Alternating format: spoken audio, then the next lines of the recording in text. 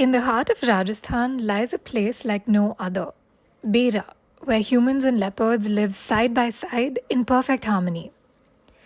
Meet Shatrunjay Pratap Singh, conservationist and founder of the popular Bera Safari Lodge, a man on a mission to preserve this unique bond between wildlife and the local community. The Rabari people, with their unwavering faith in Lord Shiva, protect leopards as sacred beings, a tradition that has stood the test of time. But can leopards and humans truly coexist? Shatrunjay reveals the secrets. How does one reach Bera? How do you arrive at Bera? So actually, we are exactly between Jodhpur and Udaipur. From Jodhpur, we are about 160 kilometers. From Udaipur, we are 140 kilometers. So anybody traveling between Jodhpur and Udaipur can visit us. Okay, and what makes Javai and Bera a unique, destination for wildlife and conservation? I think the only place where leopards and humans coexist together without any conflict past 100 years, we've not had any human-animal leopard conflict here. Yeah, absolutely. And can you share one memory or one moment with a leopard that left a very lasting impression? I know there are probably dozens for you, but any one that sticks out? I've done a book known as Leopards and Shepherds of Javai. In that, it's written about a female leopard known as G3, and it was she had given four litter of four cubs, which is very unusual. Filming and photographing, watching those four cubs was very unusual. Right, right. And as you mentioned, in the last 100 years, there have been no instances of conflict between humans and leopards, and Bera is known for the peaceful coexistence. So, what is the secret behind that harmony? You see the local community here, the Devasi community or the Raika community, we call it the Rabaris. They are basically herdsmen. So every house has got 20, 30 goat, sheep, cow. There's so much of livestock here that the leopard has never considered humans as food. And anytime any kill happens, the forest department, the other people get together and compensate the farmer. So that's why there is no conflict. Okay, and for other places that do face a lot of human-wildlife conflict, what are some steps that you think that they can take to reduce some of the tensions? You see, it's most of the conflict are human errors. One has to be careful with their surroundings. If it's dark, proper lighting has to be done. If it's monsoon time, proper the vegetation needs to be cleared around the house. Children's should be made aware of do's and don'ts in that area. A lot of people go to bathroom outside when they are sitting down on the feet. The animal that time they cannot identify whether it's a human or whether it's an animal. So such things creates conflicts. Vigilance is very important. Like I said, proper lighting once it's dark. Leopard is a nocturnal animal. It's not very active during the daytime. Basic things you need to be aware of. Okay. So you fought against mining interests in Javai to protect the leopards. So what advice would you give to people who also want to take a stand for conservation in their own regions or contexts? I mean, if somebody has decided to do something, it's very important to take care of the environment, the nature for our future generations to come. We fought the mining. We all got together with the help of forest department.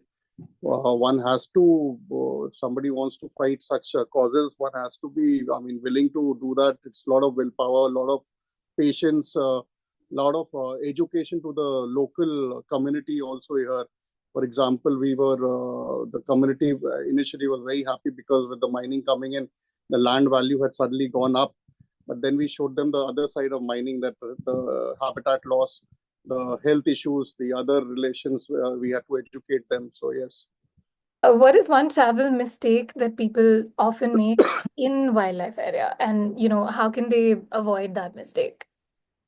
You see, one has to be very patient in wildlife. So I see a lot of people coming for wildlife drives. They are quiet for 10, 15 minutes and then they lose their patience. That does not happen in wildlife. One has to be very patient. The other thing, what I see, a lot of people come with infant children, 1 year, 6 months old, 3 months old. I mean, it's not their age to go to a zoo also. So these things should be seriously avoided. So say someone has 48 hours to spend in Bera, in and out is 48 hours. How should they spend it? So ideally, they generally reach us at lunchtime. They have lunch, they rest. We do the evening drive.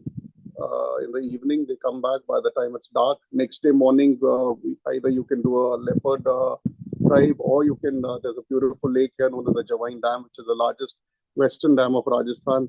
One could go there, see, do their birding, do see crocodiles. Again, in the evening, you can do one more leopard drive.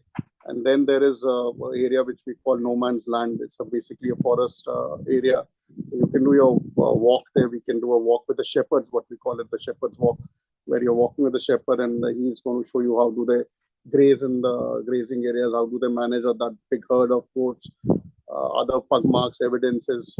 So Okay, that sounds really interesting. And what tips would you give to people who are coming for the first time, visiting Javai and visiting Bera for the first time? Any tips or things they should So keep you in mind? see, Jawai, this is not a national park. This is not a sanctuary. This is not like how a national park works. Like I said, the entire story is the coexistence of humans and leopards. So there we don't have any zones.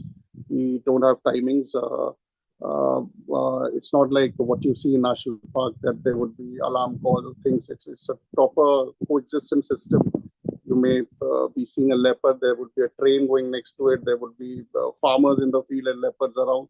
So totally opposite to national parks. But it's very nice to see that in this 2025, we are still having 25, 24. I mean, people seeing leopards and humans coexisting together without any conflict. The whole idea, the whole beauty is that. Three things that every traveler should know before visiting Bera. I mean, leopards, again, is the world's most shy, most elusive cat. One has to be very patient. There's a saying here that once you've seen the leopard has seen you 100 times. That's how elusive they are. Second thing, you should not engage with single-use plastic. We carry a lot of food bottles. So those things should not be thrown around anywhere in the forest. The other thing I would say, one has to be very aware. Like a lot of time people come for drives. The whole focus is leopard, leopard, leopard. So the whole idea is it should not be leopard. It's the whole environment, it's the surrounding, it's the habitat. One should have a full circle of that. Yeah, absolutely. How many different kinds of species of animals overall are there in Bera? We've got leopard is there, then we've got the hyena, then we've got sloth bears, we've got small cats, jungle cats, rusty spotted cat, desert cat. Then we've got chinkaras, there are langurs, so quite a lot of species. Got it. Okay. What is the most surprising thing that people don't know about leopards or get wrong about them? You see a lot of time tiger walks right next to your car. If you go to a national park, we are quite close, but leopards generally in our area maintain little distance. So one has to be patient about the animal. Most of the travelers are with iPhone and they expect to take a picture from a phone. That not always. You see a lot of people say the leopards have got spots, or there's a saying also the leopard never changes the spot, but leopard does not have spot. Cheetahs got spot. Leopards, the marking is known as rosettes. So if you see a rose from top, it's the similar marking.